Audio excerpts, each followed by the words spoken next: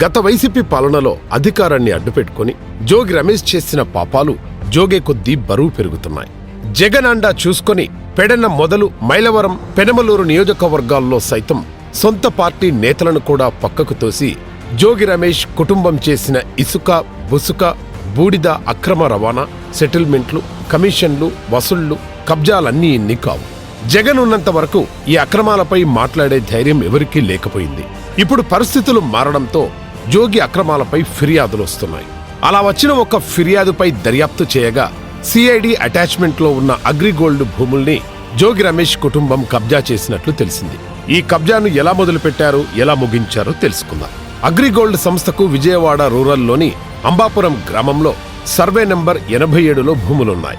అయితే అగ్రిగోల్డ్ కేసులో ఈ భూములను సిఐడి అటాచ్మెంట్లోకి వచ్చాయి. 2018లో జీవో నెంబర్ 117, 2019లోని జీవో నెంబర్ 133లో ఈ ఆదేశాలు చాలా స్పష్టంగా ఉన్నాయి. ఈ భూములపై కన్నేసిన జోగి రమేష్ మొదట తన కుమారుడు జోగి రాజీవ్ను బాబాయ్ జోగి వెంకటేశ్వర్ల పేరిట సర్వే నంబర్ 88లోని 2160 చదరపు గజాల భూమిని కొనుగోలు చేశారు.